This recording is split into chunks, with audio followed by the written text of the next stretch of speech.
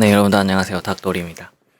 오늘은 이제 막 대학원에 입학했다면 당장 해야 할 것이 뭔지 말씀드리도록 하겠습니다.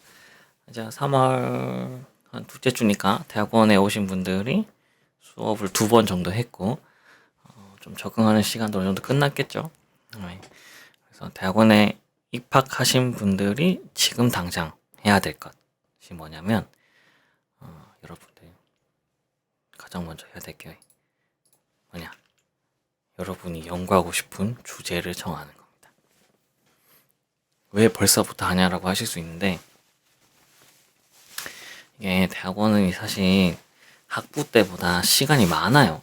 그러니까 여러분이 학부 때는 학점을 17학점, 18학점 이렇게 듣잖아요. 뭐 16학점 들을 때도 있겠지만, 근데 대학원은 한 학기당 학점이 많아야 9학점이란 말이죠. 물론 대학원의 그 수업 난이도가 높은 건 맞아요. 학부보다 높은 건 맞지만 여러분이 정말 가슴에 손을 얹고 생각해보면 내가 정말 학부 때보다 더 바쁜가? 라고 생각해보면 그건 아니란 말이죠. 그래서 여러분이 지금 이제 입학했고 2주가 지났어요. 그러면 여러분은 최소한 이번 학기가 끝나기 전에 어느 정도 내가 이걸 연구해서 논문을 쓰겠다, 졸업 논문을 쓰겠다라는 주제를 어느 정도는 잡아 놔야 돼요. 어느 정도 잡아 놔야 되고, 많은 분들이 그렇게 이야기하죠. 대학원 학위 논문 쓰는 게 어렵다 라고 하는데, 왜 그러냐면 논문을 안 봐서 어려운 거예요. 네. 제가 뭐 학부생들한테는 좀 괜찮다라고 하지만 대학원에 오신 분들은 제가 좀 세게 말하는 편이긴 한데, 어쨌든 졸업을 해야 되기 때문에 여러분이 학위 논문이 어려운 이유는 논문을 안 봐서 그런 겁니다. 그래서 여러분이 시간도 많이 있고 지금부터라도 조금씩 준비를 하셔야 돼요. 저는 대학원 생활이 별로 어렵진 않았어요. 왜냐하면 제가 논문을 학부 때부터 썼으니까. 학부 2학년 2학기 때 처음 논문 썼던 것 같아요. 그러니까 저는 이제 논문을 보는 게 익숙하고 그래서 그랬던 건데, 이제 종종 이제 제 주변에 석사 하시는 분들이 그런 얘기를 많이 해요. 논문 쓰는 게 너무 어렵다. 이유는 사실 논문을 많이 안 읽어서 그런 거긴 한데, 제가 물어보거든요. 논문 얼마나 읽었냐라고 하면 생각보다 논문을 많이 안 읽어서 그래요. 여러분이 학위 논문을 쓴다는 거는 논문에 대해서 알아야 되고 이해를 해야 되잖아요. 근데 모르니까, 내가 논문이 뭔지를 모르면 논문을 못 쓴단 말이에요. 그래서 여러분이 논문을 계속 봐야 돼요. 그래서 제일 중요한 건 주제를 정하는 거예요. 여러분이 뭐 정확하게 내가 이 분야라고 하실 필요는 없어요. 어느 정도 내가 이 정도 분야, 예를 들어 뭐 저 같으면은 뭐 추천 시스템 정도만 생각하는 거예요. 그럼 그 다음부터 해야 되는 게 뭐예요? 내 연구 주제랑 관련된 가장 수준 높은 저널들이 어느 것이 있는가라는 거예요. 뭐 이제 추천 시스템 같은 경우에 어떤 저널들이 유명하다. 뭐 해외랑 국내랑 같이 알아보시면 되겠죠. 그래서 그 저널들을 몇 개를 찾아두세요. 컴퓨터 공학 같은 경우에는 생각보다 많은 저널들이 있고 생각보다 되게 이렇게 세세하게 나눠져 있단 말이에요. 그래서 그 저널을 알아두시고 이제 저널에 올라온 논문을 계속 읽어보는 거예요. 여러분이 이거를 논문 읽어보는 게 계속 연습이 돼야 돼요. 이해가 안 돼도 괜찮아요. 여러분이 이해 못하는 건 당연한 거예요. 석사 1학년이 논문을 완벽하게 이해한다? 그건 말이 안 되는 거지. 하지만 여러분이 그걸 계속 읽어내는 거예요. 이해가 안 되지만 이런 것도 있구나 하다 보면 그런 것들이 쌓이면 이제 여러분의 실력이 되는 거죠. 그래서 논문을 지금부터 읽어보셔야 됩니다.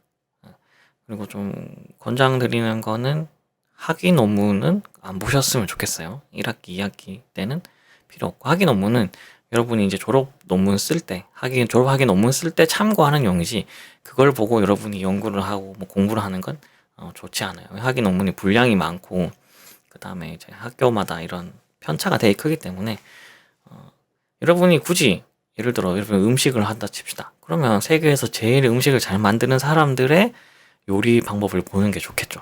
그런 것처럼 여러분들도 세계에서 가장 유명한 저널에 실린 논문들을 보시는 게 도움이 될 겁니다. 그리고 계속 이렇게 논문을 읽다 보면 어떤 일이 벌어지냐면, 나랑 주제가 같은 사람들이 쓰는 논문들을 알게 돼요. 그러니까 나랑 주제가 같은 사람들의 연구자들을 알게 돼요. 그 사람들의 논문이 계속 내 눈에 띄고 하면, 이 사람은 이쪽 분야에 연구하는 분이구나 하고 이제 그 사람 논문도 계속 보는 거야. 그러면 이 사람은 이것도 이렇게 연구했네 했네 하면서. 그래서 이제 저도 과정을 하면서 계속 겹치는 분이 계셨어요. 겹치는 교수님들. 그래서 이분 계속 나랑 비슷한 분야 연구하네 하면서 그분이 쓴 논문을 계속 보기도 하고, 아니면 제가 어떤 저널의 논문을 보는데 그분의 논문이 있고 이거 약간 뭐지 느낌이 약간 비슷한데 해서 이름을 보면 그분이고 막 그런 경우도 있거든요. 그래서 여러분이 계속해서 논문을 읽어보시기를 권장드립니다. 그래서 학위 논문을 쓰려면 논문을 계속 읽어봐야 돼요. 읽어봐야 되고 뭐 석사 1학기 학생한테 너무 높은 수준을 요구하는 거 아니냐 하실 수 있는데, 여러분의 그 좋은 훌륭한 석사 시절을 위해서 조금은 이제 권장드리는 방법이니까 미리 읽어보시면 좋겠고, 학기당 최소 한 달에, 최소입니다. 최소 한 달에 그래도 2편은 읽어야 되지 않을까. 최소.